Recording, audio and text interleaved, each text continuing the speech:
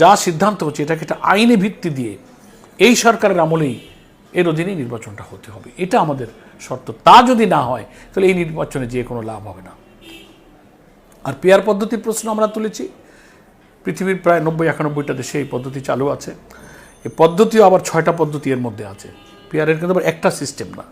বাংলাদেশের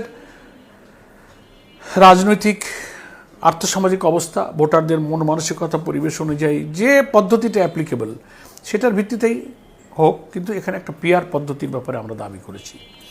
এবং আমরা মনে করি আমাদের কাছে যে তথ্য আছে, ভোটারদের অধিকাংশ ভোটারকে যারা প্রতিনিধিত্ব করেন সেই সব অধিকাংশ দলই কিন্তু পিআর পদ্ধতির পক্ষে।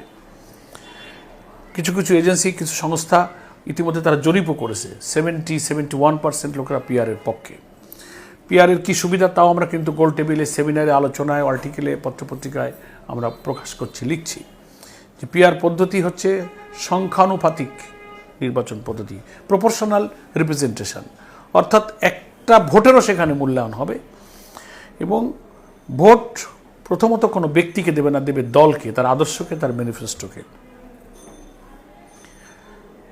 টোটাল কাস্টিং ভোটের হিসাব করার পর according to ratio of vote একটা দল 10% পেল, 5%, 30%, 40%, according to ratio of percentage 300 আসনের মধ্যে তার আসন বন্টন করা হবে। কেউ 30 পাবে, 20 পাবে, 40 পাবে।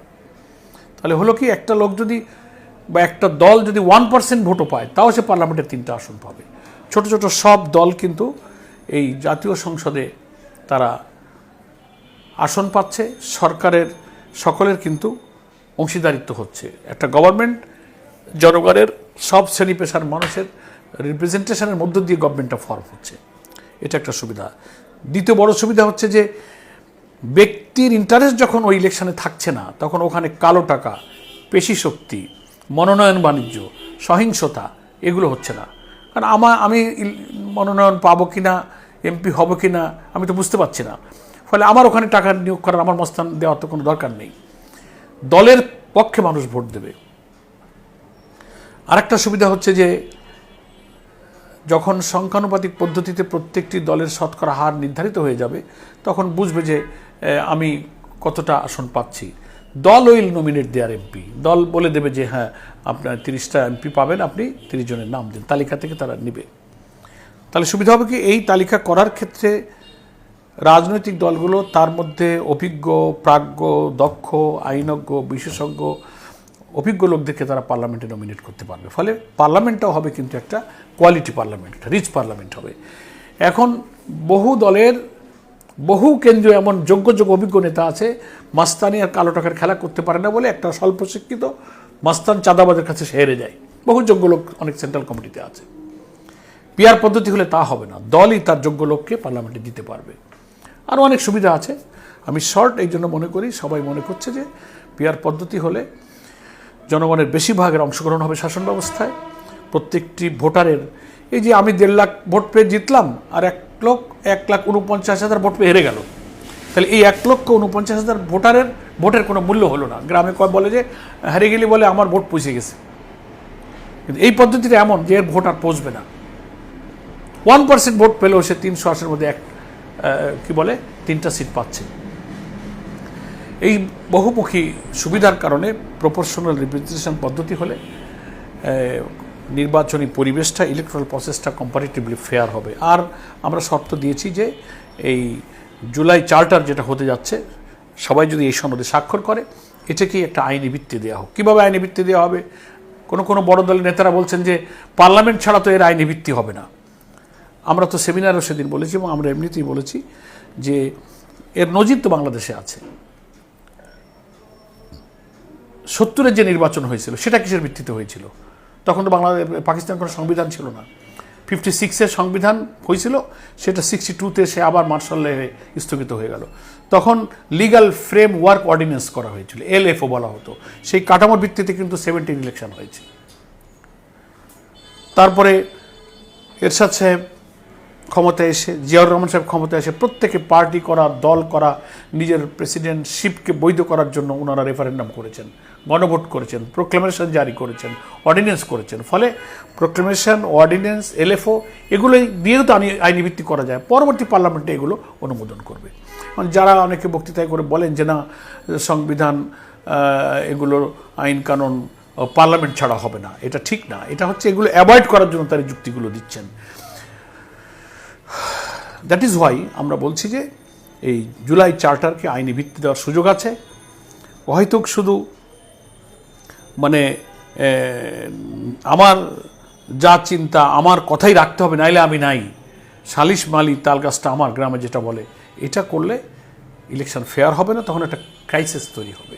এই জন্য আমরা জামাত ইসলামী সহ অধিকাংশ ভোটারের প্রতিনিধিত্ব যারা করে আমরা বলছি যে আপনারা এই জুলাই চার্টারকে একটা লিগ্যাল বেস দেন, আপনারা প্রপোর্শনাল রিপ্রেজেন্টেশন পদ্ধতির ইলেকশন প্রসিডিউর করেন।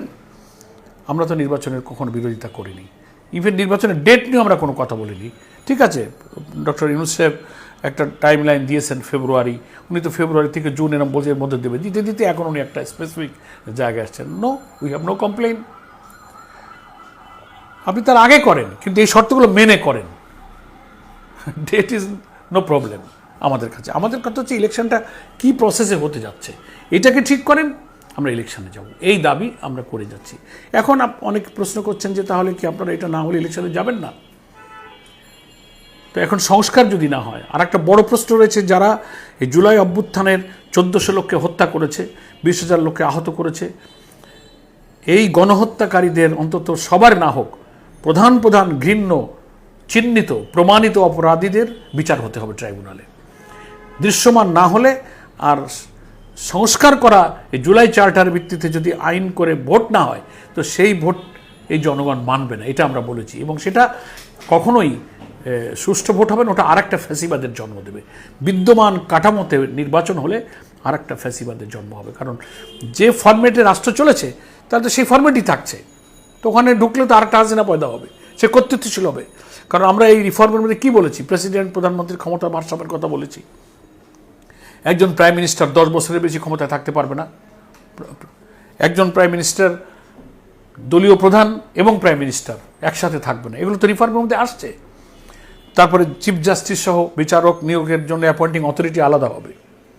কনস্টিটিউশনাল পোস্ট যেগুলো সাংবিধানিক পদেও নিয়োগের অথরিটি আলাদা করা হচ্ছে।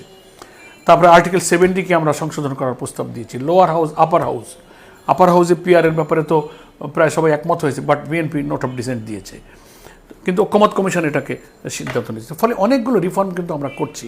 ইলেকটোরাল প্রসেসের মধ্যে অনেক সিস্টেম তারা বদল করছে, অনেক ক্ষেত্রে ঐক্যমত হয়েছে, কিছু কিছু নোট অফ ডিসেন্ট আছে। ফলে উই আর হোপফুল যে আমার মনে হয় যে সকল দল যদি ওই যে আমরা বক্তৃতায় বলি ব্যক্তির চেয়ে দল বড়, দলের চেয়ে দেশ বড়, এই কথার উপরে যদি সবাই ঠিক থাকে, তাহলে প্রয়োজনে কিছু স্যাক্রিফাইস করা। আমরা তো জামাত ইসলামী এই সংস্কার প্রপোজালে আমরা অনেক প্রপোজাল দিয়েছিলাম, আমরা তো সবটার উপরে ঠিক থাকতে পারিনি, আমরা অনেক ছাড় দিয়েছি। বিএনপিও যে ছাড় দেয়নি আমি তা বলবো না, তারাও কিছু বয়সে ছাড় দিয়েছে। তো আরও কিছু ছাড় দিয়েও যদি আমাদের একটু ঐক্যমতে আসা যায়, তাহলে ইলেকশন নিয়ে জনগণের যে কনসার্ন, যে উদ্বেগ উৎকণ্ঠা হয়তো থাকবে না।